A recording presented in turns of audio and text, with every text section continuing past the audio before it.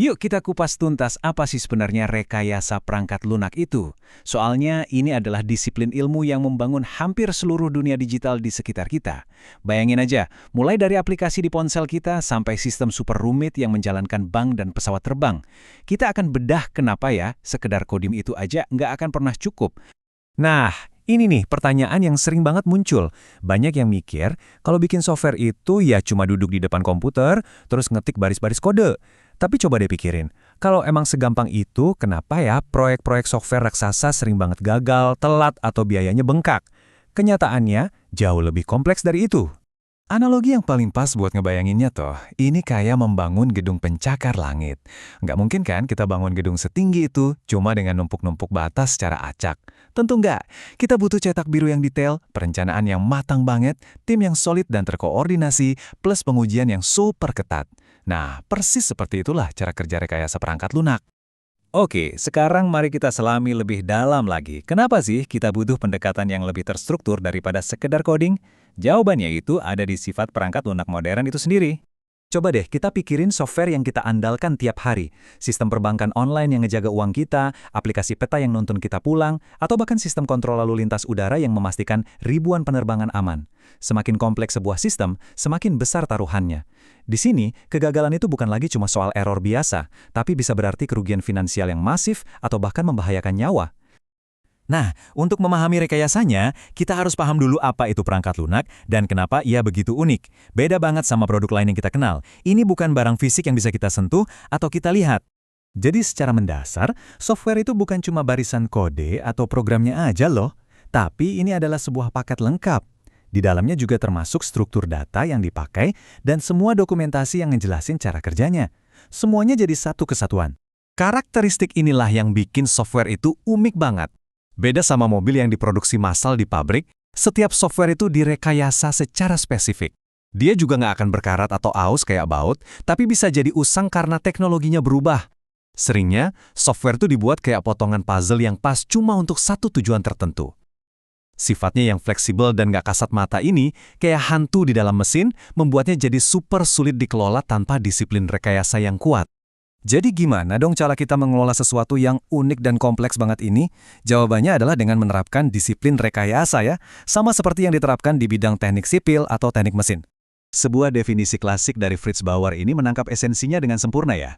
Intinya, rekayasa perangkat lunak itu adalah soal menggunakan prinsip-prinsip teknik untuk dapat software yang ekonomis, tapi tetap andal dan efisien. Perhatiin deh kata kuncinya di sini. Tujuannya bukan cuma bikin software yang bisa jalan, tapi membuatnya dengan cara yang benar, sesuai anggaran, dan bisa kita andalkan kapanpun kita butuh. Nah, gambar ini menunjukkan betapa rekayasa perangkat lunak itu sebenarnya sebuah ekosistem. Ini bukan cuma tentang coding, ada manajemen proyeknya, ada desain arsitekturnya, pengujian kualitas, pemeliharaan jangka panjang, dan masih banyak lagi. Semua bagian ini harus kerja bareng secara harmonis untuk bisa menghasilkan produk yang hebat. Terus, apa sih hasil akhir yang kita mau? Bukan cuma program, tapi produk yang berkualitas. Software yang baik itu harus gampang diperbarui. Kayak pas kita dapat fitur baru di aplikasi favorit. Dia juga harus andal, jadi nggak akan crash di saat-saat genting. Efisien, biar nggak bikin baterai ponsel kita boros. Dan tentunya harus gampang dan enak dipakainya. Oke, kita udah tahu kenapa dan apanya. Sekarang, mari kita lihat gimana caranya.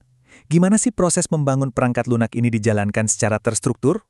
Pertama-tama kita harus paham dulu kalau membangun software itu adalah sebuah proyek, bukan pekerjaan rutin. Dia punya tujuan yang spesifik, ada waktu mulainya, dan ada waktu selesainya. Ini beda banget sama pekerjaan operasional sehari-hari yang terus berulang. Nah, karena sifatnya proyek, dia butuh peta jalan atau siklus hidup yang jelas. Nah, peta jalan inilah yang disebut siklus hidup pengembangan sistem atau SDLC. Ini adalah kerangka kerja yang memandu tim dari ide awal sampai produknya jadi. Dan perhatikan deh, bentuknya itu siklus alias muter. Ini penting karena software yang hebat itu nggak pernah benar-benar selesai. Dia terus hidup, beradaptasi, dan berevolusi. Yuk, kita lihat langkah-langkahnya satu persatu. Semuanya itu dimulai dari perencanaan yang matang. Terus, lanjut ke analisis buat benar-benar paham apa yang dibutuhin pengguna.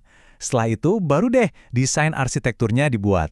Nah, baru setelah semua fondasi itu kokoh, kita masuk ke implementasi. atau yang biasa kita sebut coding. Terakhir, ada pengujian yang intensif dan pemeliharaan jangka panjang. Lihat kan, coding itu ternyata cuma salah satu dari 6 langkah penting ini. Punya proses yang baik itu penting banget, tapi proses itu juga harus dijalankan dengan prinsip-prinsip yang benar. Terus, apa aja sih yang jadi fondasi dari proyek perangkat lunak yang sukses? Di antara semua sumber daya dalam sebuah proyek, ada hierarki yang jelas. Kita bisa aja punya server paling canggih dan alat bantu paling modern. Tapi seperti yang ditunjukkan piramida ini, di puncak segalanya sumber daya yang paling krusial adalah manusia. Tim yang terampil, komunikasinya bagus dan terkoordinasi, itulah kunci utama keberhasilan. Tanpa mereka, teknologi secanggih apapun nggak ada artinya. Dan tim yang hebat itu selalu bekerja berdasarkan prinsip-prinsip ini. Mereka selalu bertanya, apakah ini benar-benar ngasih nilai buat pengguna? Mereka menjaga desainnya tetap sederhana, karena kesederhanaan itu lebih mudah dirawat. Mereka mempertahankan visi yang utuh biar produknya nggak terasa belang-belang. Mereka juga membangun software yang siap beradaptasi dengan perubahan di masa depan. Dan yang paling penting, mereka meluangkan waktu untuk berpikir dulu sebelum langsung terjun menulis kode. Jadi, kalau ada satu hal yang perlu banget kita ingat dari semua ini, ya inilah dia. Rekayasa perangkat lunak adalah disiplin yang mengubah ide-ide yang mungkin masih acak menjadi produk digital yang andal, efisien, dan ekonomis yang bisa kita andalkan dalam kehidupan kita sehari-hari. Sebagai penutup, coba deh kita renungkan sejenak. Dari aplikasi buat komunikasi sampai alat bantu kerja kita, software apa sih yang tanpanya hidup kita hari ini bakal terasa beda banget?